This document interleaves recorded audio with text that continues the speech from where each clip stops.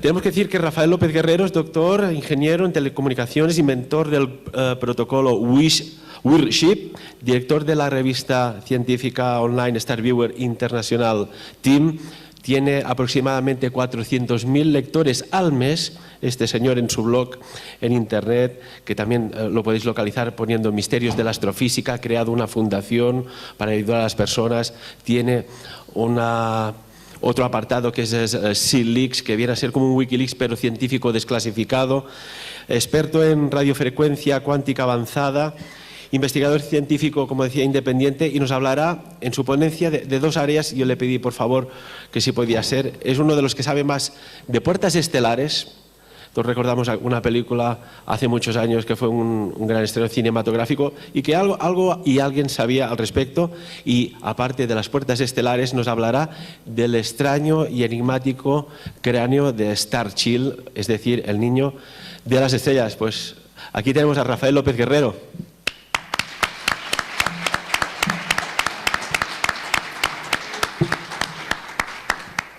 Pues muchas gracias por estar aquí y bueno, primero decir que esta presentación que vais a ver pues ha costado muchos años de investigación. Se la voy a dedicar a un amigo mío que lógicamente es Lloyd P., que es el que ha estado precisamente avanzando, pues ha dedicado 12 años de su vida a tener estos resultados que vais a ver. En una hora prácticamente no me da tiempo a hacer la fusión de las dos ponencias que tengo que hacer porque son muy densas, así que voy a ir bastante rápido, ¿no? Todo el material que tenéis aquí pues lo tenéis documentado tanto en el portal StarViewer como en la web del starchildproject.com, que realmente pues recoge todos los datos que vais a ver, pero lo que quiero sobre todo es que nos aproximemos a un nuevo concepto de las evidencias empíricas que ya están ahí. Es para mí pues bastante importante porque es uno de los fundamentos de la exociencia tal y como la estamos formulando, y a partir de ahí pues está enlazado con toda la lógica de los portales estelares, ¿no? Ambos dos temas parece que no estaban relacionados entre sí, pero después de ver varias ponencias que he visto hoy, pues han ido encajando piezas que yo también desconocía. De hecho, pues siempre se aprende, ¿no? Y bueno, aquí vamos a ver primero pues una evidencia empírica, vamos a analizarlo con las explicaciones de los científicos, viendo los pros y los contras, y por supuesto cada uno siempre tiene que sacar sus propias conclusiones, ¿no? Lo primero que vamos a hablar es el cráneo del niño de las estrellas, que básicamente, por poner una pequeña historia, ¿no? En 1930, pues digamos que una niña pues sale a jugar allí, en una zona próxima a México, y lo que ve es una serie de restos que están mezclados, unos extraños restos, junto con otros extraños restos, y a su vez, pues un cráneo de una mujer humana y un cráneo como el que veis a la izquierda en la presentación, ¿no? Esto está muy cerca del cañón de Cooper, así que decide, bueno, pues conservarlo, porque es una niña que coge las cosas y las guarda hasta que es adulta. Y en 1990, pues poco antes de morir, se lo entrega a la familia Young, ahí en El Paso, en Texas. Y bueno, pues Lloyd P., que es una persona que estaba por allí, y en un momento dado le llama la atención y habla con Melanie y con Ray, y él se hace cargo bajo la promesa de investigar o dedicar su vida a enterarse, a investigar qué tipo de evidencia empírica hay ahí, porque desde luego ese cráneo tiene unas peculiaridades poco habituales. Lloyd P. estaba convencido de que ese cráneo iba a ser algo importante en lo que es la lógica de las evidencias empíricas desde la exociencia, pero en aquel momento pues ni tenía los recursos ni tenía los conocimientos suficientes pues para hacer valer, demostrar, digamos, absolutamente nada, y utilizó una metodología estrictamente científica. Dijo: no me importa si tengo que dedicar toda mi vida a sacar esta evidencia, pero no voy a parar hasta que se haga un completo análisis, tanto a nivel biofísico como a nivel anatómico, como a nivel del ADN. Así que, bueno, pues el amigo Lloyd se pone desde 1999 hasta 2011 a recorrer el mundo entero. De hecho, le tuvimos en Alicante hace exactamente un año, donde nos presentó pues los resultados provisionales del proyecto. Y bueno, pues en ese periplo, primero tiene que en el año 2003 hacer un análisis, digámoslo así, pues morfológico de los restos, una especie de autopsia, y empieza a descubrir una serie de anomalías y a descartar explicaciones biofísicas lógicas. Para ello tiene que contar con una financiación porque evidentemente no tenía medios, y consigue pues que 10 de los mejores doctores internacionales en aquella época, en el año 2003, de distintas disciplinas médicas hagan una especie de autopsia de la que hay constancia documental. En el año 2006 se realiza el primer análisis del ADN nuclear y, curiosamente, pues lo que se concluye es que lo más probable es que la madre sea humana, pero que el patrón de ADN humano asignado al padre simplemente no se sabe, no se conoce. En ese momento no se puede decidir si es o no humano, pero algo intuía a pensar que no había tipificación. Así que el año 2010 pues, está decidido a hacer un análisis completo de todo el ADN mitocondrial y tiene ya resultados relevantes, ¿no? Pero todavía con esos resultados relevantes decide ir al fondo. Dice, vamos a analizar ese genoma completo. Así que el amigo Pi se dedica a ir por todo el mundo a buscar financiación para conseguir a alguien que esté interesado en ese proyecto, y finalmente en el año marzo en concreto de este año, de 2011, hace la secuenciación completa del ADN. Lo que quiero que sepáis es que estamos haciendo la exposición de los datos de Pi tal como están, y ahora mismo sí estamos en condiciones de afirmar que estamos ante la primera prueba de un híbrido terrestre-extraterrestre. Esto es muy importante para el estudio de la exociencia porque curiosamente enlaza con cuestiones que se han tratado aquí hoy, y bueno, pues a lo mejor, aunque no tengamos todas las respuestas, vamos a ir pudiendo, digámoslo así, responder algunas de las preguntas, ¿no? Pero de momento vamos a no anticiparnos y vamos a empezar a estudiar un poco el cráneo y su configuración. En principio, si vemos un cráneo humano, este cráneo a priori pues presenta unas anomalías, como vemos. La primera de las anomalías del cráneo pues estaría lógicamente en esta forma. Esta forma es incompatible con la naturaleza humana.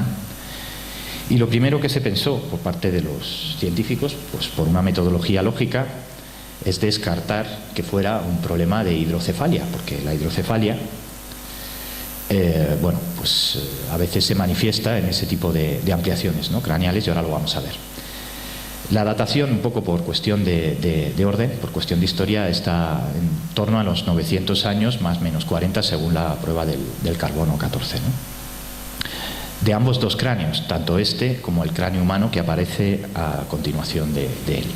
Antes de seguir un poco hablando de la anatomía, voy a contarles un poco la historia del hallazgo, ¿no? Es una anécdota curiosa que me contó Pi, pero bueno, creo que es interesante saber porque se piensa que inicialmente el cráneo de la mujer que se encuentra al lado del cráneo del Star Child se piensa que es su madre, su progenitora. Pero paradójicamente, al hacer el análisis del ADN del cráneo de la persona, de esa mujer que aparece al lado del cráneo del niño, se ve que es una hembra joven, pero no es su madre, no es ninguno de los progenitores, con lo cual pues parece que le estaba protegiendo de alguna manera y bueno, pues fallecen los dos en una cueva, ¿no? No sabemos ni nunca lo sabremos, pero lo que sí sabemos es que no era un progenitor. Lo curioso es que cuando vemos el cráneo y su configuración y vemos la hidrocefalia, en los casos de hidrocefalia vemos claramente que la forma, a pesar de que hay una hidrocefalia, es humana, de un cráneo en este caso. Y en este lo que vemos claramente es que la configuración es totalmente diferente. Lo veremos también en las cuencas de los ojos y en el material interno de lo que es el cráneo, ¿no? Aquí lo vemos detallado en rayos X también, y un poco pues para entender qué es la hidrocefalia. Esto es lo normal. Cuando un niño está sano, pues digamos los huesos, las fontanelas y demás están ligeramente separados, pero no de forma ampliamente separados. La hidrocefalia lo que hace es, digámoslo así, bueno, pues provocar una difracción de los huesos craneales, ¿no? También una de las características de la hidrocefalia tiene que ver con las venas, es decir, todos los tejidos y todos los conductos y las fibras del tejido craneal pues aparecen hipertrofiadas. Y en el caso es que en el cráneo del Star Child aparecen otro tipo de fibras totalmente diferentes que ahora veremos y analizaremos con detalle. Evidentemente, una de las cuestiones más importantes era escanear ese cráneo para ver y cerciorarse de que realmente la apertura de los conductos craneales, de la sutura, digámoslo así, de todos los huesos, era correcta.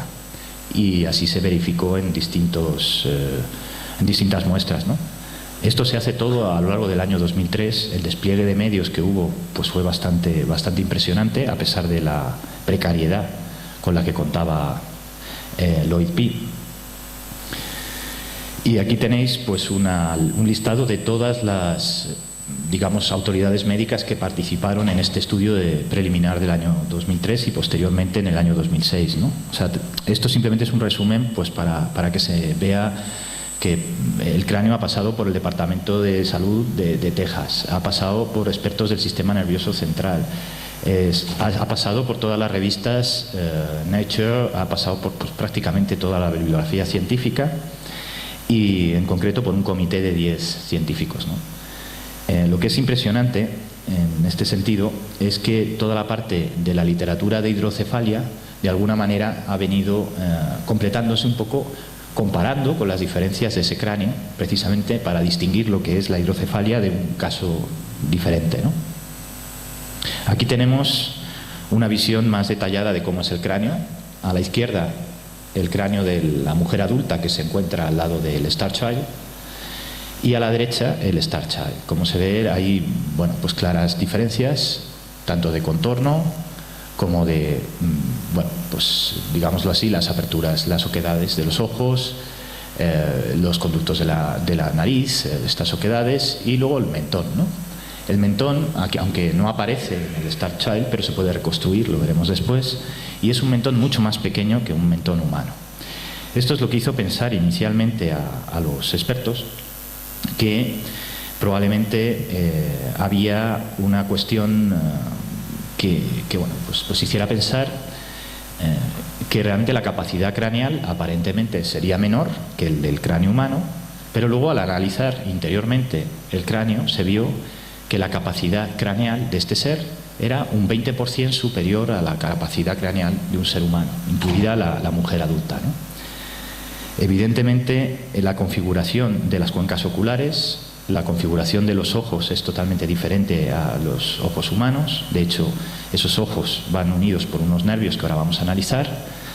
Y aunque no puedo entrar en profundidad por una cuestión de tiempo, sí quiero ir dando todos los detalles de la investigación para que toméis apuntes, y todos aquellos que tengáis preguntas me las facilitáis al final, y os paso todos los enlaces donde la investigación está detallada al máximo nivel. Esto simplemente es un resumen de toda la investigación médica que se hizo. Lo que vamos a ver aquí es cómo bajo un escáner y a través de un microscopio de electrones se ve toda la sección del corte de las paredes de los huesos del cráneo, y se ven esas aperturas, y en esas aperturas curiosamente se hace llama mucho la atención la presencia del colágeno, ¿no? En un cráneo humano no tenemos estas hendiduras, no las tenemos, y lo curioso es que el colágeno no está presente normalmente a los niveles en los que los seres humanos pues estamos acostumbrados a tener. Lo curioso es que junto a esas aperturas y esos colágenos, esas segmentaciones, presentan unas fibras. Y curiosamente estas fibras han dado muchísimo que hablar a los científicos porque se han analizado al detalle. Lo cierto es que se pensó que podía llegar a ser un síndrome que llamamos el síndrome de los Morgellons, que también genera unas fibras parecidas. Pero al analizar el síndrome de los Morgellons se ve que no tiene nada que ver con la composición de las fibras. Y qué curioso que lo que aparece es un componente que está integrado como si de alguna manera hubieran utilizado una fórmula para hacer de microconductores o nanoconductores dentro de lo que es la propia fibra ósea, ¿no? De hecho, en la composición de esas fibras ha aparecido silicio 14. Y el silicio 14 está presente hoy por hoy en los semiconductores y bueno, pues no deja de ser una curiosidad, pero aparece el silicio como integrante del ADN, como veremos más adelante en el análisis, ¿no?, que se hace del genoma. Estos nodos de silicio pues están dispuestos de una forma bastante curiosa, porque de hecho parece como que actúan como elementos conductores de los sentidos, es decir, de la percepción, sobre todo la ocular, que tiene o reviste una especial configuración dentro de este cráneo. Parece como si los ojos fueran demasiado importantes. Es un sistema que no solo se limita a la visión, sino a algún tipo de percepción, algún tipo de emoción o algún tipo de mecanismo que han desarrollado pues para trabajar la información, ¿no? Lo curioso es que también estas fibras aparecen como cadenas y en un punto determinado están unidas con el sistema nervioso central, ¿no? De hecho, al analizar las fibras, pues prácticamente después de 900 años, como es la antigüedad que hemos visto en el cráneo, pues lo que se ha apreciado es que el estado de conservación es prácticamente increíble. Es como si hubiera una perfecta integración entre lo biológico y lo artificial. Bueno, poco ahora utilizamos los términos biónicos, es decir, cuando a alguien le hacen una operación quirúrgica y le implantan algo que es artificial, pero con una finalidad funcional, pues parece que tenían la capacidad, de alguna manera, de trabajar a nivel genético esta integración, ¿no? De hecho, en toda la estructura ósea aparecen integradas estas fibras. Por curiosidad, y tampoco para no aburrir demasiado, el ver la sección de cómo están fijadas tanto a la clavícula como a la base de lo que sería toda la parte del sistema rector, aquí la parte de abajo, donde estaría ubicado pues todo el núcleo de lo que llamamos la nuca y todos los sistemas de gestión, el hipocampo y demás, ¿no? Pues estarían claramente ubicados ahí y además distribuidos a todas las secciones, con lo que de alguna manera lo que parece es que han integrado un sistema de superconductores dentro de una estructura biofísica. Esto se aprecia lógicamente en todas las secciones de los huesos del cráneo y paradójicamente hay una observación que llega hasta el mentón. Y en el caso del mentón, curiosamente, hay unos núcleos de fibras que conectan el sistema maxilar con también la percepción ocular, con lo cual, de alguna manera, también el sentido del gusto o de la masticación estaba relacionado con el sistema de la percepción. Evidentemente todavía no se puede saber exactamente pues, por qué, porque es desconocido, pero es una clara diferencia digámoslo así, de nuestra biofísica humana, ¿no? La cuestión es que llega el año 2006 y en el año 2006 pues el amigo Lloyd Pitt decide que hay que hacer un recuento y bueno, pues no era suficiente todos los análisis que se estaban dando a nivel de, digámoslo así, de evidencias empíricas, porque había que salir, sin lugar a dudas, tenía que saber si el ADN era humano o no. Lo que en cualquier caso se evidenció es que la rama, digamos, del ADN mitocondrial, que es la que se limita a transmitirse desde la línea materna del ADN, reflejaba que la madre era humana. Es decir, el progenitor materno claramente era una humana. Pero el paterno, pues no aparecía tipificado en la base del ADN humano. Y cuando decimos no aparecía tipificado en la base del ADN humano es que no existe nada parecido.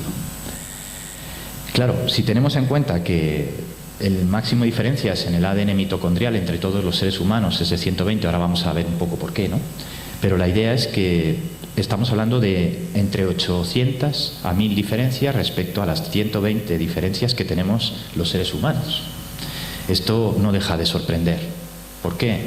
Pues porque prácticamente había que esperar al recuento este que se ha hecho en el año 2011 para ver en detalle cuáles eran esas diferencias y cómo estaba estructurado.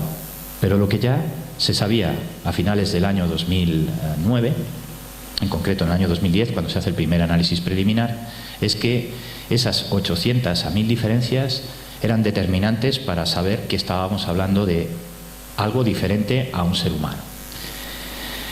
Cuando se piensa en el tema de la hibridación como argumento más probable, es decir, estamos hablando de un proceso de hibridación en laboratorio.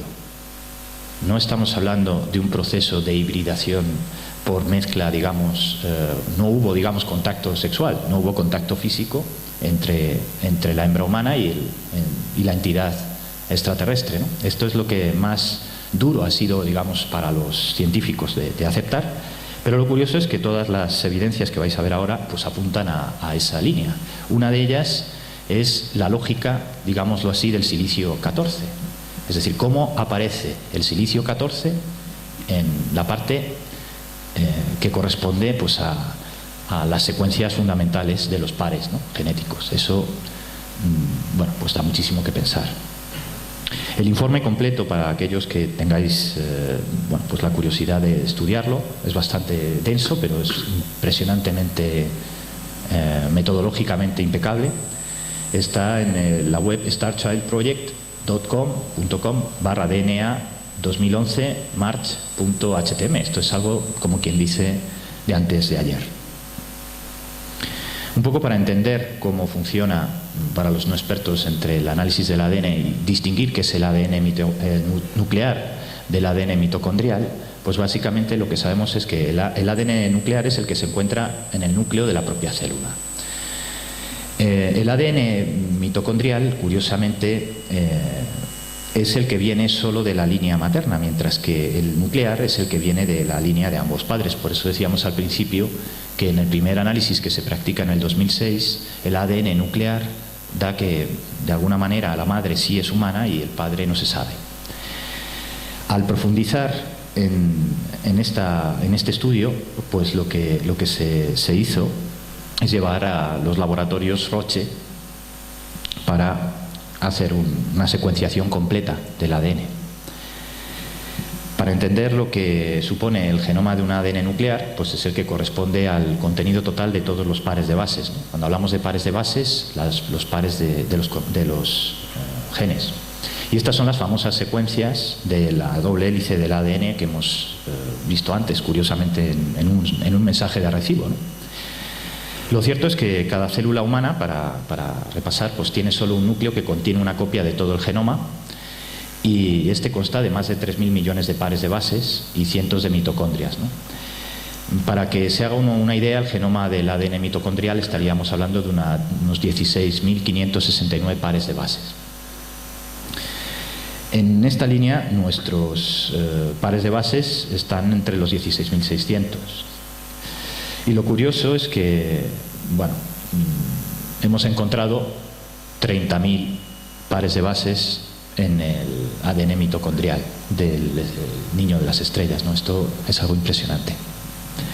De momento hay muchísimas cosas que no sabemos responder, porque no tenemos ni la tecnología ni el conocimiento para poder hacerlo, pero lo que sí podemos decir es que analizando todos los pares de bases de todas las especies del ser humano, y bueno, en concreto cogiendo una muestra que suponga 9,5% del ADN mitocondrial, que es más que suficiente para dar un informe fiel en 10 veces, por lo menos del 1% para que el doble ciego se cumpla y la metodología del peer review, ¿no? Que esto es un poco la idea. Al final de lo que se trata es de que la proyección sea confiable. Bueno, pues si analizamos el genoma humano, sabemos que hay 120 variaciones de la humanidad en 33 subunidades. Un poco lo que llamamos los haplogrupos, que de alguna manera basan toda la evolución de lo que los genetistas estipulan que es el origen del género humano. Hay una obra que, bueno, sobre ese tema os recomiendo a nivel genético, que es bastante interesante, que se llama Las 7 hijas de Eva, del doctor Brian Skies, de 2001, y ahí se explica un poco cómo son esas 120 variaciones y de alguna manera todos los catálogos que se han trabajado y los haplogrupos que se enumeran, ¿no? Entre ellos, lo que sabemos es que nadie tiene a nivel humano más de 120 diferencias. Y la razón está clara. El ADN mitocondrial del neandertal y varias muestras de otras especies derivadas del neandertal o del cromañón, digámoslo así. Un ejemplo es el Denisova, que es este que se ha encontrado hace poco también. Bueno, no está tampoco aquí reconocido o recogido creo que se llama el Homo florensis o algo así. Bueno, es igual. Hay un montón de seres que están ahí dentro de la evolución de la especie, y estamos trabajando sobre varias especies que claramente están relacionadas con el Homo sapiens sapiens, con el Homo sapiens, digamos, el neandertal, el Denisova y el chimpancé. Si vemos la evolución, digamos, del chimpancé al Denisova o al neandertal o al ser humano, vemos que hay una diferenciación de 1500 pares básicos, ¿no? O sea, es curioso.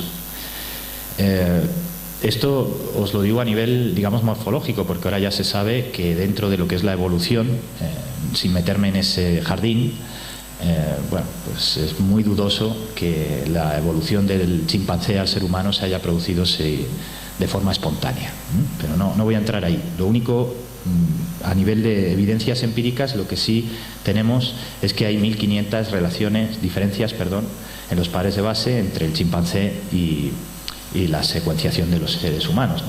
Y dentro de los propios seres humanos, es decir, el Homo sapiens sapiens actual, hay 120 pares de bases de diferencia.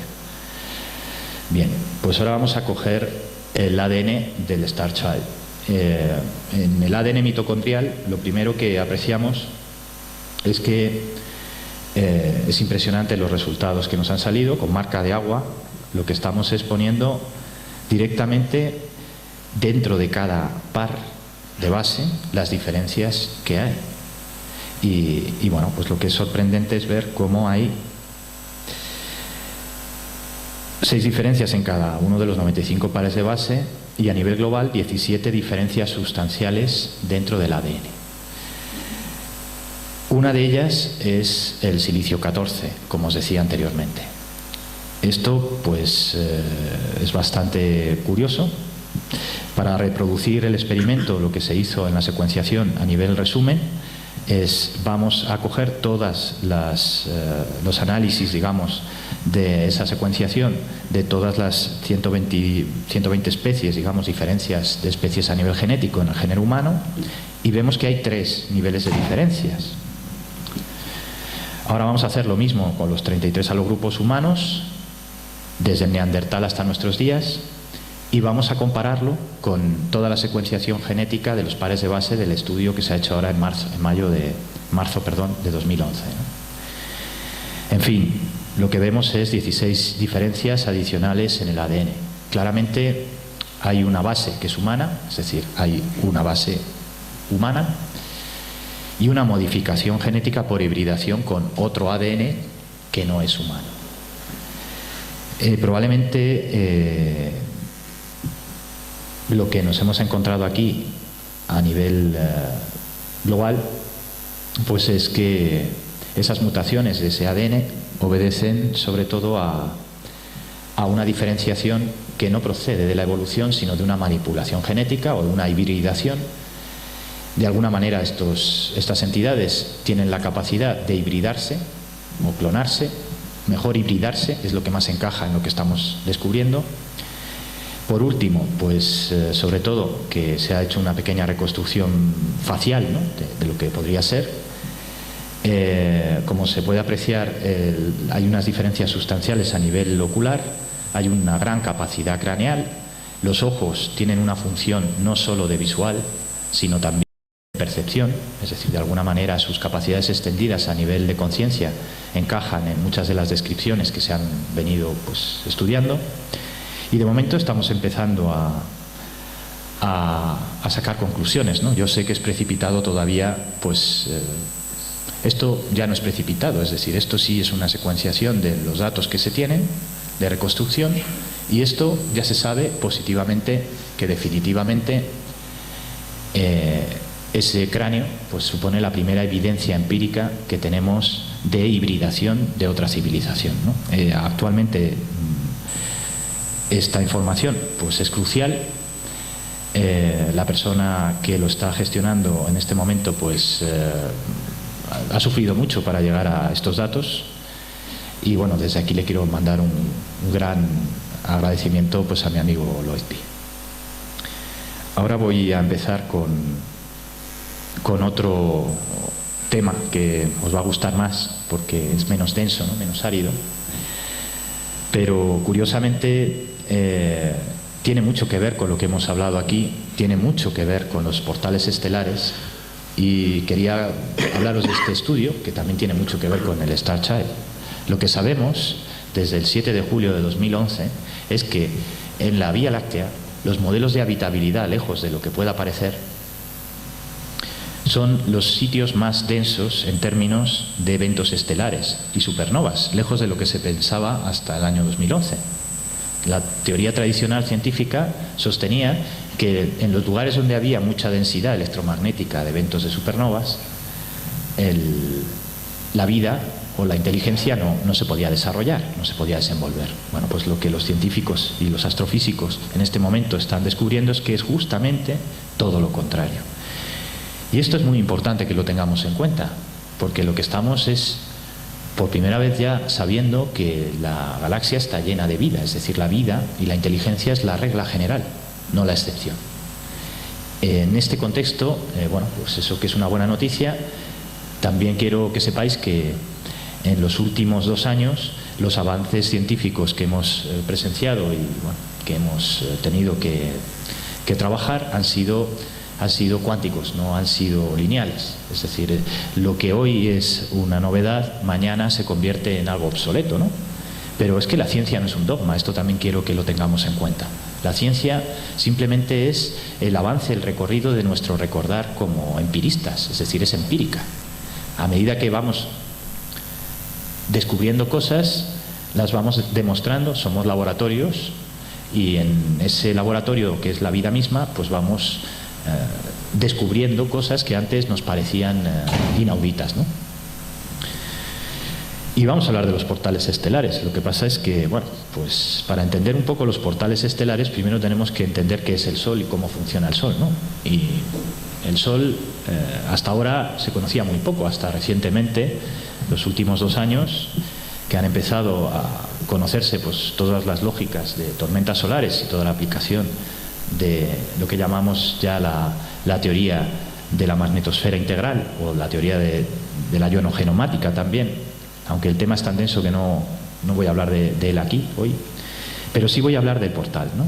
¿Qué es lo que generamos cuando el Sol nos reacciona con una tormenta solar? Pues un campo que se llama la magnetosfera, que está en la Tierra, lo que hace es recibir ese impacto, y al recibir ese impacto, la carga electromagnética, el flujo de protones y de electrones pasa a la ionosfera, y estas son las cargas de convección de la ionosfera.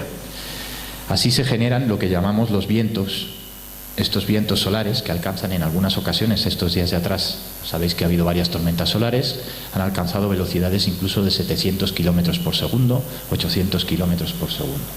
Y lo que generan es digámoslo así, una lluvia de protones y electrones, y esas partículas quedan filtradas dentro de lo que son las capas interiores. La razón por la que se produce esto es porque la Tierra y el Sol están vinculados a través de un vórtex que se abre, o sea, un portal estelar que se abre cada 8 minutos, y la NASA hace un año lo descubre, ¿no? ¿Por qué se generan estas tormentas de flujo de protones y electrones? Porque en esa relación electromagnética entre la Tierra y el Sol hay una serie de descargas y una serie de, digamos, equilibrios de campos de torsión. Los campos de torsión al final son equilibrios de cargas positivas y negativas, por tanto es polarización. ¿Qué es lo que sabemos desde la radiofrecuencia cuántica diferencial? Bueno, lo primero es definir qué es la radiofrecuencia cuántica diferencial. Hasta ahora se han estudiado las interacciones fuertes dentro de la mecánica cuántica, y la física cuántica se reducía, digámoslo así, al estudio de las partículas fundamentales y el quantum, ¿no? Pero lo que estamos descubriendo no es la foto, porque las partículas fundamentales y el quantum son la foto de esa energía. Ahora estamos haciendo el esfuerzo por estudiar la energía que mueve la foto. Para entenderlo, es la energía sutil lo que hace que se produzca la modificación en las partículas fundamentales. Este campo de estudio es bastante, es emergente, es bastante pionero, pero se remonta ya al año 1942. Y de hecho, en los años 70, varios científicos como Skosirev o como es Müller ya empezaban a trabajar en el ámbito de la fundamentación de la teoría de lo que se denominaba la teoría del éter. La teoría del éter y la radiofrecuencia cuántica diferencial básicamente es lo mismo. La única diferencia es que la radiofrecuencia cuántica diferencial analiza la frecuencia de las ondas electromagnéticas complejas, es decir, las claves de convolución y propiedades de convergencia. Mientras que, a diferencia de la radiofrecuencia diferencial, la teoría del éter habla de las estructuras intermedias de la materia, pero dando por base o dando por básico los fundamentos de la teoría de la radiofrecuencia cuántica diferencial. A través de estas teorías estamos empezando a hablar de una física que está empezando a ser unificada. A mí no me gusta hablar de la unificación de la física porque me parece muy prepotente. Me gusta más hablar de la armonización de las distintas fuerzas físicas. Evidentemente lo que sí estamos ya es en condiciones de formular que la energía es la responsable de alguna manera del cambio de la materia. Y esto es lo que está relacionado claramente con los procesos de aceleración cuántica. Lo que hemos visto es que a medida que se va incrementando la aceleración cuántica va disminuyendo la materia, o dicho de otra forma, hay una ecuación básica que sabemos que en ese sentido no hace falta que venga CERN a decirnos que el neutrino viaja más que la luz. Nosotros ya sabemos que son las partículas, como consecuencia de los osciladores armónicos que ahora vamos a ver, los responsables de hacer agujeros estelares o agujeros de Einstein-Rosen o portales estelares, como vamos a explicar brevemente y sin tampoco poder extenderme mucho por cuestiones de tiempo, ¿no? Lo que sí quiero que sepáis es que haciendo una sucesión en la aceleración fractal sabemos que la densidad de la materia es inversamente proporcional a la densidad del tiempo. O dicho de otra manera, cuanto menos materia somos, más rápido curvamos el espacio-tiempo.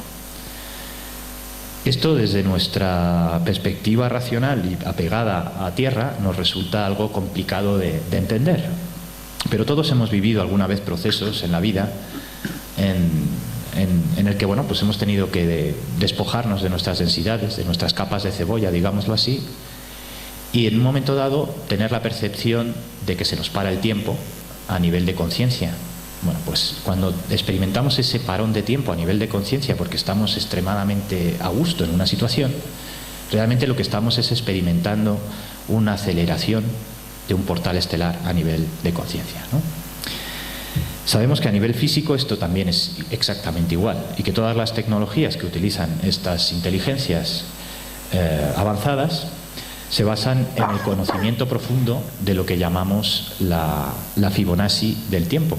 Aquí tenéis una gráfica representada en esos parámetros, es decir, a medida que va descendiendo la densidad de la materia, lógicamente se produce una aceleración fractal en el tiempo. O sea que la fractalidad está presente en el universo y está presente también en la formación de las partículas fundamentales, ¿no? Bueno, aquí hay una cuestión que tiene que ver con lo que llamamos el punto cero o el punto de curvatura espacio-tiempo. La base de la radiofrecuencia diferencial y también de la teoría del éter es lo que llamamos el punto Koenig. Y el punto Koenig es aquel rango de frecuencias que hace que todos los eventos de todas las ondas electromagnéticas se curven en un punto, converjan en un punto. Esta es la propiedad de lo que llamamos el punto Koenig o el punto cero, y a nivel cósmico se entiende como la propiedad de convolución, que lo vamos a ver después, ¿no? Es muy importante que entendamos que ahora ya sabemos que en los 7.83 hercios se produce una curvatura del espacio-tiempo.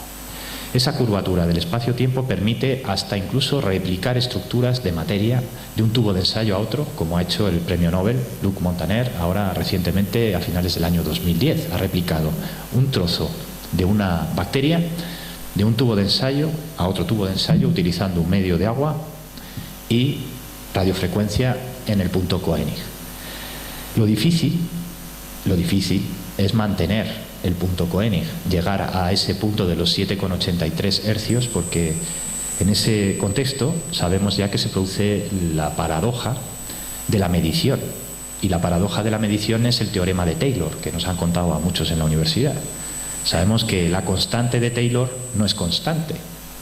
Entonces, si la constante de Taylor no es constante, pues ya tenemos un problema, ¿no? Tenemos que hacer un trabajo importante para poder simular y entender cómo funciona. Pero en teoría ya sabemos que esto es posible. Entonces, cuando llegamos a un portal estelar, lo primero que tenemos que saber es qué es un portal estelar. Para entender qué es un portal estelar, lo primero también es que tenemos que salir un poco de nuestro modo Windows 2.0 racional, porque si no es imposible entenderlo. Tendemos a pensar que el universo es algo que tenemos ahí fuera, que estamos observando el universo, cuando realmente el universo lo llevamos todos dentro. Esto es algo muy importante. Todos somos un universo y a través de nuestro módulo de la conciencia pues podemos entender o recibir, digamos, ítems, parar nuestro propio tiempo y trabajar nuestros propios procesos biofísicos, digámoslo así, ¿no? Cuando estamos relajados. Bien. Pues en el universo, los agujeros de Stein-Rosen son igualmente paradojas que se producen por una lógica de sucesos en lo que llamamos el tiempo no lineal. Como el tiempo no nos lo han contado bien, es decir, hemos entendido que el tiempo es algo que simplemente está en una línea, ahora hemos descubierto que el tiempo tiene tres líneas. Tiene una línea de pasado, una línea de presente y una línea de futuro. Por tanto, cada línea de ese tiempo es independiente entre sí. Entonces, un agujero de Stein-Rosen es precisamente un pliegue del espacio-tiempo que nos conduce a otra realidad que denominamos supersimétrica, definiendo la realidad supersimétrica como otra alternativa posible dentro de un escenario en el que nosotros somos el centro de decisión. De esta forma se entiende mejor un agujero de Stein-Rosen, porque de alguna manera es como si en el espacio también estas inteligencias, cuando se desplazan, toman la decisión de hacia dónde ir. La paradoja de lo que llamamos los agujeros de Stein-Rosen o las puertas estelares es que existe como una especie de cuenta atrás o cómputo, y es lógico, porque esa cuenta atrás o cómputo se requiere para, de alguna manera, alcanzar el punto cero. Y ese punto cero, que son los 7,83 hercios, tiene muchísimo que ver con los procesos de apertura de los osciladores armónicos, como vamos a ver después, ¿no? De momento lo vamos a ver con fotos en satélites de cómo hemos podido materializar las primeras pruebas empíricas de la estructura del éter, ¿no? Para entenderlo, y esto está muy relacionado también con los famosos crop circles, los círculos de las cosechas, como se ha hablado antes, apareció un mensaje en las estrellas, en este caso el año pasado, el día 22 de mayo de 2010 y que curiosamente coincide en su código binario con lo que hablamos de realidades supersimétricas, con lo que hablamos de portales estelares y paradójicamente con la ecuación de decisión a nivel de realidades supersimétricas en física cuántica. Claro, esto es demasiada casualidad para que sean los canguros fumándose un porro, porque no lo sé, ¿no? Pero es curioso. Entonces, ¿qué es lo que se puede ver aquí? Pues que hay dos dualidades. Una primera dualidad que tiene que ver con distintos escenarios, es decir, por eso cuando entendemos pensemos en esto como un agujero precisamente de gusano, la realidad de arriba sería el cono de arriba y la realidad de abajo el cono de abajo, el a dónde vamos, ¿no? Dos realidades en las que estamos justo en el medio de esa rueda que podemos representar como diferentes segmentos. Pues si nos enfrentamos a un segmento y su contrario y nos situamos en el centro, y aquí os voy a sugerir que pensemos con un reloj, pero no con un reloj de los que llevamos en la muñeca, sino como si fuera un reloj de arena. ¿Qué sucede cuando pensamos en términos de un reloj de arena? Que nosotros el reloj de arena lo podemos girar, y lo podemos girar en todas las direcciones.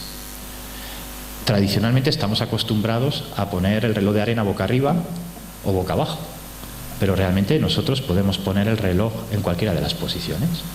La cuestión es que estamos en el centro del reloj porque manejamos las posiciones del reloj desde el centro.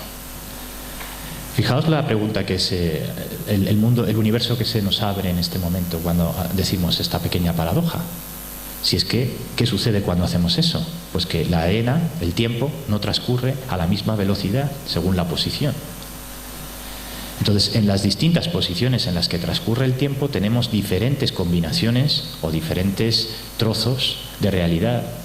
Y esto es lo que aparece, digamos, en estos diagramas cartesianos de forma simplificada. Cada realidad supersimétrica implica unos parámetros con unas combinaciones determinadas que nosotros nos representamos en una ecuación de decisión. El ¿a dónde quiero ir? El problema es que nosotros, por nuestra mente racional, partimos de la base que solo tenemos dos posiciones: marcha adelante, marcha atrás, izquierda y derecha. 4 posiciones básicas, los puntos cardinales. Y no nos damos cuenta que muchas veces lo que tenemos es una infinidad de posiciones para ejercitar esa ecuación de decisión. Bueno, pues en el universo, las inteligencias que se desplazan lo que hacen es curvar el espacio-tiempo a través de esa elección. Es decir, de alguna manera lo que se está trabajando es en la lógica de traer el destino al origen. No es que yo me desplace al destino, sino que curvo, pliego el destino y me lo traigo. Esto es lo que denominamos realidades supersimétricas y combinaciones supersimétricas en portales estelares. El Sol ya sabemos que está conectado a la Tierra en un portal estelar y recibe esa energía que viene no solo de la corona solar, sino del propio centro de la galaxia. Ahora vamos a ir viendo qué es lo que pasa con el tiempo. El tiempo no nos lo han contado bien, porque nosotros sabemos que tenemos pues la rodaja de pan Bimbo en la que estamos, que es la brana, ¿no? Nuestro plano de realidad, nuestro rango. Y luego tenemos 2 escenarios. Un escenario lineal, es decir, mañana tengo que ir a la oficina y si llego 10 minutos tarde, mal asunto. Ese es el escenario lineal. Pero a su vez, el escenario lineal tampoco nos lo han contado bien, porque resulta que no transcurre el tiempo de la misma manera cuando nosotros vamos a una determinada posición geográfica. Esto lo sabemos ya. Con lo cual nos surge otra paradoja, que es el tiempo fractal. Sabemos que el tiempo es fractal, no es una excepción. Y esto tiene mucho que ver con la diferencia entre los mensajes que se envían y se reciben a nivel de radiofrecuencia, ¿no? Luego, por otro lado, si no entendemos bien el tiempo lineal, imaginaos el tiempo cuántico. Eso ya, vamos, nos supera, ¿no? Pero lo que sabemos es que a nivel del tiempo cuántico hay una paradoja entre el origen y el final. Es decir, lo que para nosotros puede ser una vida entera, en tiempos del universo simplemente es un atosegundo, es un instante. Nuestra vida, por ejemplo, dentro del universo, ¿qué supone? Pues probablemente nada, ¿no? Un instante. Sin embargo, tenemos la percepción de, digámoslo así, de eternidad. Los que estamos, digamos, investigando a través de la física cuántica llegamos al universo inteligente, no al caos. Entonces hay una lógica de avance y retroceso, de expansión y compresión, de atracción y repulsión, leyes universales. Y ahora ya las entendemos al ver las estructuras de los agujeros negros que vamos a ver ahora. Bueno, para entender esto, lo primero que tenemos que saber es que si salimos de ese rango de realidad y miramos el universo, veremos que los eventos más complejos del universo son una representación a escala de las cosas más simples. Y desde la célula, la bacteria, el ADN, hasta los eventos estelares más complejos, las galaxias e incluso las branas, son una maqueta a escala de una sucesión fractal. Es decir, hay un fractal. Y esto no es una casualidad, porque está en proporción siempre de una matriz de resonancia. Es decir, siempre hay una resonancia o una frecuencia. Y curiosamente las frecuencias y las resonancias tienen que ver con la escala. Desde lo más sutil, que son las ondas ULF, que llamamos extremadamente bajas, no las percibimos, pero el hecho de que no las percibamos no significa que no las estemos absorbiendo. Por ejemplo, el ruido que hace un viento solar a través de los rayos gamma. Nosotros no podemos escuchar tampoco los rayos gamma, pero sin embargo nos ponemos delante de una emisión de rayos gamma y nos desintegramos literalmente, casi, prácticamente, ¿no? O nos quemamos por dentro. ¿Qué significa esto? ¿Que los rayos gamma son malos para la naturaleza? No, significa que nosotros no tenemos que salir al espacio sin traje espacial, por ejemplo, porque ya tenemos en la ionosfera un traje espacial que nos protege de la radiación gamma, ¿no? Pero paradójicamente, por la misma razón que no podemos estar sin los rayos gamma, no podemos estar sin las resonancias Schumann. Es para que veamos un poco qué rangos de realidad tenemos, ¿no? Bueno, pues estos rangos de realidad se llaman escalado global o fractalidad. Entonces lo que sabemos es que aplicando el tiempo lineal a la propiedad horizontal, pues Víctor Pancheluga y Snow ya hicieron en el año 2007 un estudio, ¿no?, que trabajaba las direcciones espaciales del tiempo en función precisamente de los puntos cardinales. ¿Qué sucede? Que cuando lo hacemos en un segmento como pueda ser Andorra o como pueda ser Cataluña o como pueda ser España o incluso la Tierra, las diferencias de tiempo que hay entre el norte, sur, este y oeste en los desplazamientos son ínfimas. Pero cuando ese desplazamiento lo hacemos pues, a nivel de la Tierra, por ejemplo, pues perdemos más o menos 6 horas, más o menos 8 horas en desplazamientos según vayamos en una dirección u otra. Ahí ya empezamos a entender la propiedad vertical del tiempo. Imaginaos que tenemos que desplazarnos por la galaxia.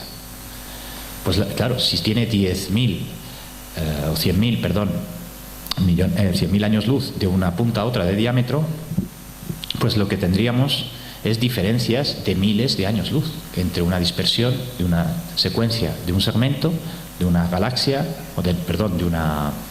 de una región de la galaxia a otra región, ¿no? Entonces, en función de esas direcciones, de esos segmentos, se produce una dispersión logarítmica. Así que Dalí tenía razón cuando pintaba esos relojes, ¿no? ¿Por qué? Pues porque de alguna manera, en este caso, estamos hablando de esa dispersión logarítmica como una parada, digamos, del tiempo o una aceleración del tiempo, pero dentro del tiempo lineal. No deja de ser otro rango de percepción, pero curiosamente lo que estamos viendo es que en los portales estelares, de alguna manera, esa paradoja de la propiedad vertical se da en función también de lo que llamamos el tiempo phi. Es curioso porque podemos verlo, entenderlo, conceptualizarlo, pero lo difícil era demostrarlo empíricamente. Es decir, bueno, ¿y cómo vamos a demostrar esto? Si esto es muy difícil, ¿no? O por lo menos con el grado de tecnología actual no es tan fácil de demostrar. Pues se nos ocurrió mirar a los satélites y tras casi prácticamente un año de observación, lo que vimos es cómo en 2 nodos de un mismo satélite, que es el satélite estéreo, que es el que está mirando el Sol, tiene 2 nodos, un nodo A y un nodo B, cada uno de ellos a un lado del Sol y la Tierra en medio. Entonces, ¿Qué sucedería si un aparato o si un artefacto o si cualquier evento se materializara en este punto? Supuestamente tendría que verse a la vez la anomalía en los dos discos del satélite. Pues la paradoja es que nos encontramos con la primera sorpresa.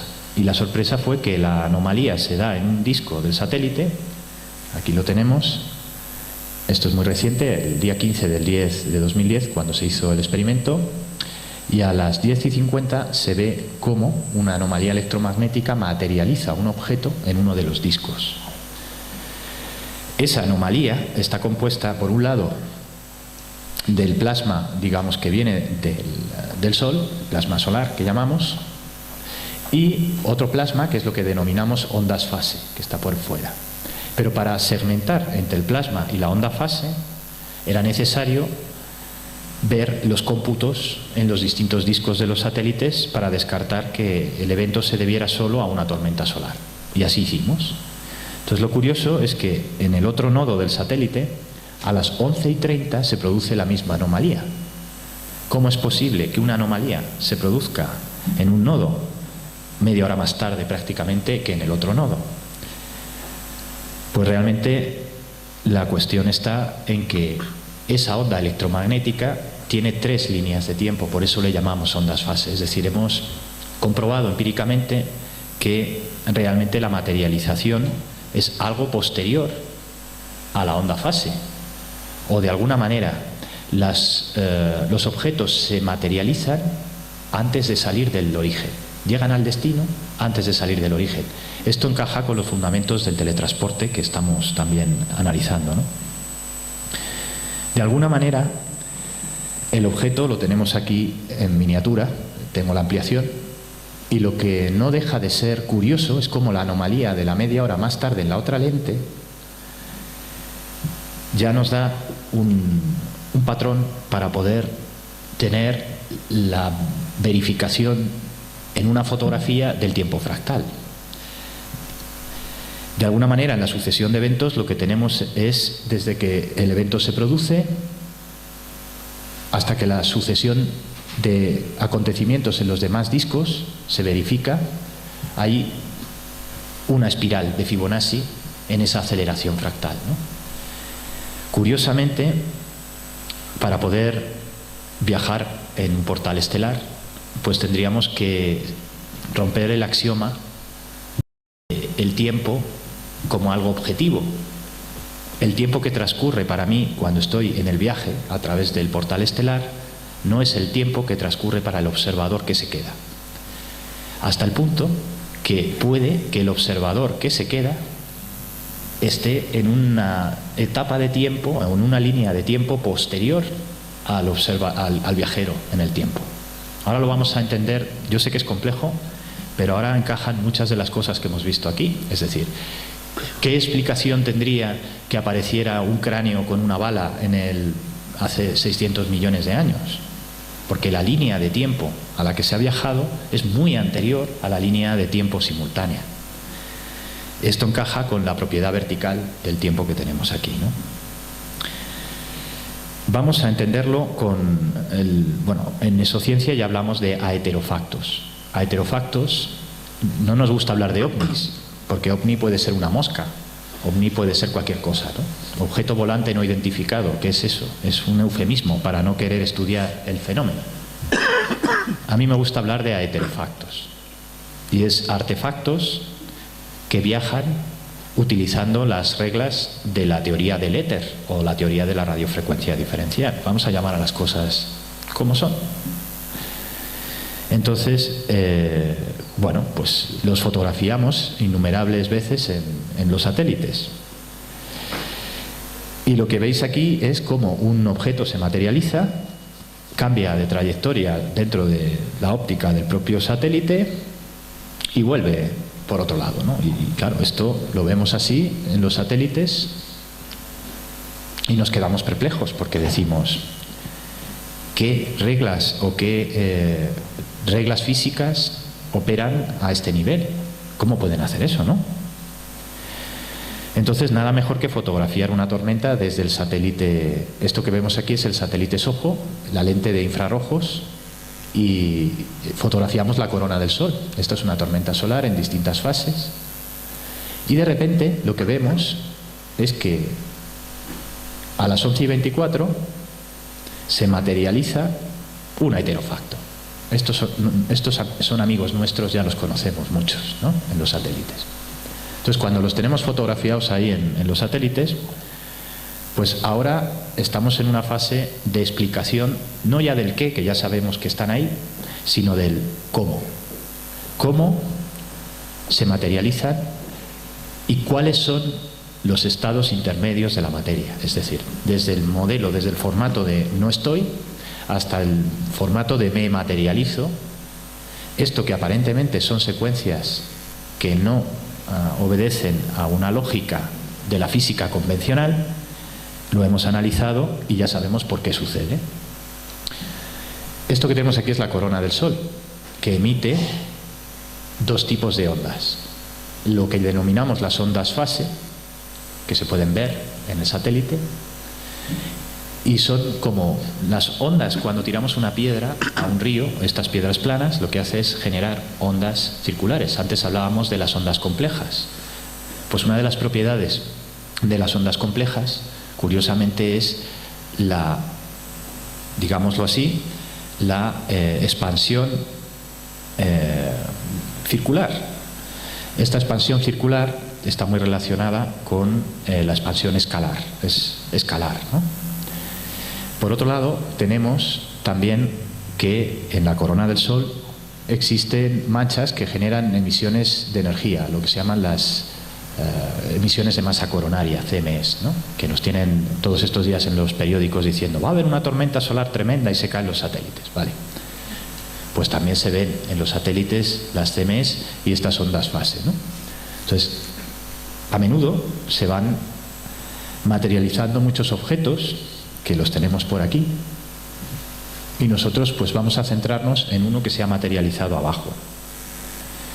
Cuando las ondas fase interactúan con las emisiones de energía de las tormentas, es decir, de las CMs, de las emisiones de masa coronaria, se produce un cruce, y el cruce de esas ondas fase con las ondas de energía de masa coronaria genera lo que llama la apertura del, bueno, lo que podríamos llamar la apertura del portal estelar, o como a nosotros nos gusta llamar, el enrejado del éter.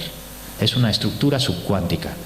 Hay un físico que estudia muchísimo la estructura del enrejado del éter, que es Nassim Haramein. Os recomiendo que leáis lo que él está publicando o los vídeos que tiene en internet, porque realmente lo que explica es justo este proceso, el proceso de la materialización intermedia de la onda con la emisión de energía. Entonces, justo en ese punto se produce el estado inestable de la materia. Con lo cual ya sabemos que hay un estado de fase de la materia, o de onda fase, un estado de enrejado o estado intermedio, de enrejado de la materia, o geometría sagrada, como lo queráis llamar, me da igual. A mí me gusta más técnicamente llamarle enrejado del éter. Luego un estado de prematerialización, y luego el estado sólido o de materialización, que es claramente el que podemos tocar, ¿no? Con lo cual ya sabemos que esto sería lógico si lo trasladamos ahora para cómo funcionaría en un agujero de gusano o en un agujero negro. Pues tenemos un estudio de Poplansky, que lo vamos a ver ahora, y realmente lo que demuestra Poplansky es que los agujeros de Einstein-Rosen, es decir, los agujeros de gusano, los agujeros negros y los protones de Schwarzschild, son la misma cosa. Lo que sucede es que en función del estado cuántico, es decir, del punto de vista del observador, van rotando como si fueran un reloj de arena. Es lo que estábamos hablando del reloj de arena que rota en todas las posiciones. De alguna manera, en función de esa realidad en la que, cuando vamos camino de un horizonte de eventos, imaginemos que vamos a entrar en un agujero de gusano, lo que se abre en el agujero de gusano son distintas opciones. Es como si dijéramos, bueno, ¿y a dónde quieres ir? ¿A qué línea del tiempo quieres ir? Porque la línea del tiempo tiene que ver con la línea del escenario del pliegue espacio-tiempo. Con lo cual es que, fijaos si es importante que sepamos lo que queremos. Esto es como, no podemos ir a un restaurante y pedir un fa cocido, o pedimos fabada o pedimos cocido. Pues cuando entramos en un agujero de Einstein-Rosen tenemos que hacer lo mismo, es decir, decidir a qué punto de la realidad supersimétrica queremos ir. Esto básicamente lo que vemos es distintos vectores de esas realidades supersimétricas, y en función de esos vectores podemos ir a un plano o a una línea de tiempo o a otro plano de otra línea de tiempo. Lo que hay es una curvatura del espacio-tiempo, y en función de la ecuación de decisión apareceremos en un sitio o aparecemos en otro. Igualmente, desde el punto de vista del observador, el agujero negro se va a ver de una manera o de otra, es decir, vamos a ver que es un agujero negro o un puente de Einstein-Rosen o un protón de Schwarzschild en función de la posición. Es como cuando tiramos una moneda al aire y la moneda en ese momento puede estar en cara, en cruz o en canto, pero realmente sigue siendo una moneda. Entonces, de alguna manera, estos supersegmentos o superestados intermedios se dan dentro de la lógica de los agujeros negros. A esto es a lo que denominamos el tiempo cuántico. Es decir, realmente el origen y el destino a nivel cuántico son la misma cosa. Y son la misma cosa porque se produce una rotación. Esta rotación depende del estado, digámoslo así, de la ecuación de decisión. Depende del estado vibracional que deseemos aplicar en un momento dado a la materia. Evidentemente nosotros estamos en la tercera densidad y tenemos un estado vibracional concreto, pero si cambiamos de estado vibracional cambiaríamos de densidad. Esto es un poco lo que enlaza con la lógica de la ecuación de la teoría de la relatividad absoluta. Y esto lo que significa es que si imagináramos un agujero de Einstein-Rosen, un agujero de gusano, tal cual, cuando entramos en la fase 3, es decir, en el momento del horizonte de eventos, veríamos 4 escenarios alternativos o 2 posiciones alternativas, 2 realidades supersimétricas alternativas de las líneas del tiempo. Es decir, ¿a dónde vamos a ir? ¿A cuál de las líneas del tiempo vamos a ir? ¿A esta, la de futuro? ¿A esta, la de presente? ¿O a esta, la de pasado? Lo que sabemos de alguna manera es que aunque cambiemos, aunque viajemos en el tiempo en la realidad cuántica, no podemos cambiar el presente. Si no podemos cambiar la línea de presente es porque no viajamos de forma lineal, sino que hay 3 líneas de tiempo. Y esas líneas de tiempo son totalmente independientes entre sí, porque están en otros planos de otra realidad vibracional. De alguna manera, esto está muy relacionado con lo que hablábamos de la paradoja del teorema de Taylor, ¿no?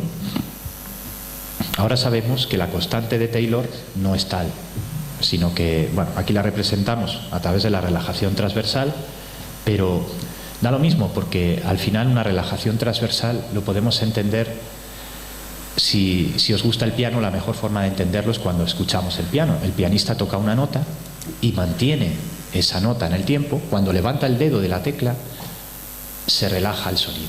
Eso es la relajación transversal. Desde el momento en que llega a su máximo, digamos, punto de tensión, desde el momento en que empieza a distendirse, ¿no? Entonces, esa frecuencia no se puede medir únicamente en los hercios convencionales que estamos utilizando a nivel matemático. Eso no significa que no utilicemos los hercios, pero significa que somos conscientes de que la constante de Taylor no es constante, sino una suma, o sea, digamos un sumatorio de una matriz, ¿no? Es una matricial. Y esta matricial, a su vez, está dependiendo de un proceso que es inteligente, es decir, no es estadístico, depende de una voluntad, de una ecuación de decisión. Ya sabemos que el universo no es un caos, sino que obedece a unas reglas de inteligencia, con lo cual trabajar esos procesos para poder asumir esa ecuación de decisión es lo que esas civilizaciones avanzadas han aprendido a hacer. ¿Por qué lo han aprendido a hacer? Porque sabemos que el movimiento armónico tiene 3 líneas de tiempo. Y también sabemos que la estructura de las partículas fundamentales está en función de la lógica escalar del universo. Con lo cual, fijaos que esto es como una sinfonía a nivel global, ¿no? Lo que tenemos es que la sucesión de ondas y la sucesión del tiempo genera realidades que materializan y modifican la energía y por tanto la materia. Esto es para que entendamos lo que es una serie de Fourier. Una serie de Fourier al final supone varias propiedades, una transformación y en este caso una convolución, ¿no?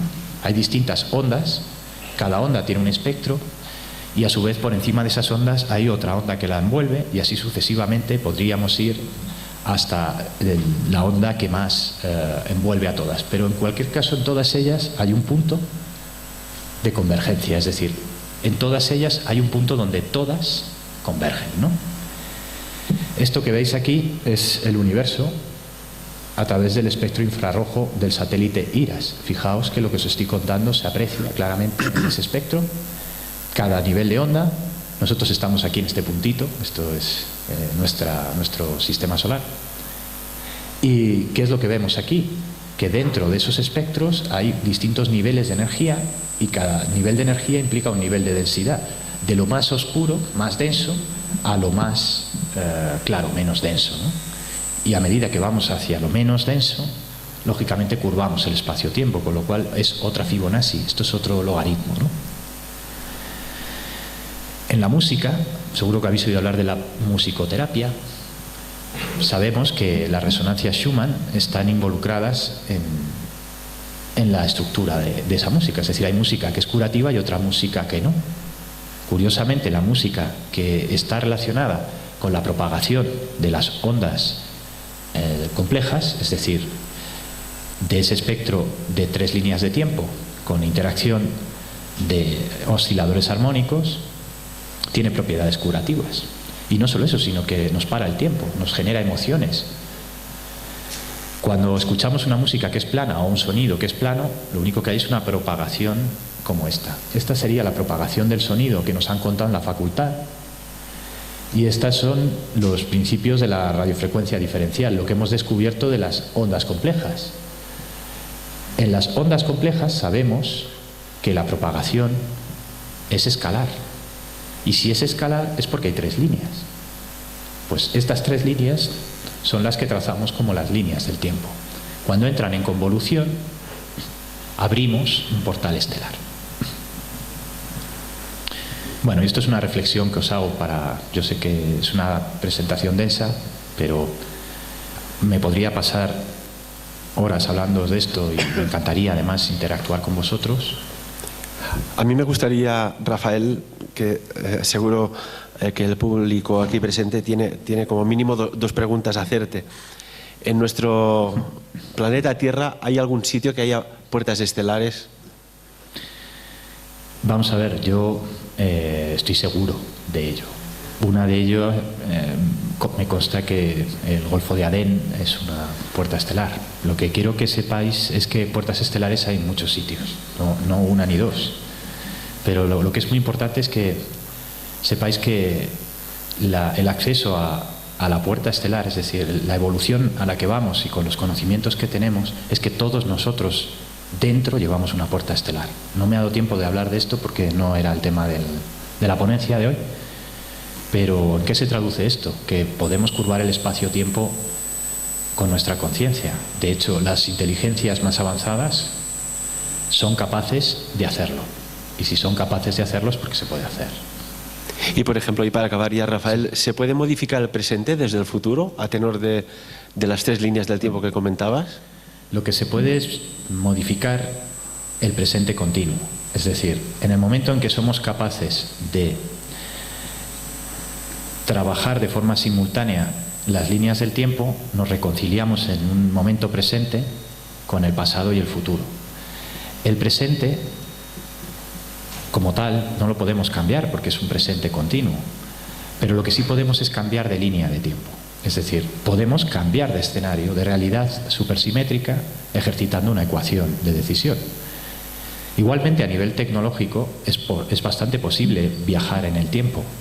Pero viajar en el tiempo no nos situaría en la misma línea del tiempo en la que estamos. nos situaría en otra línea de tiempo diferente.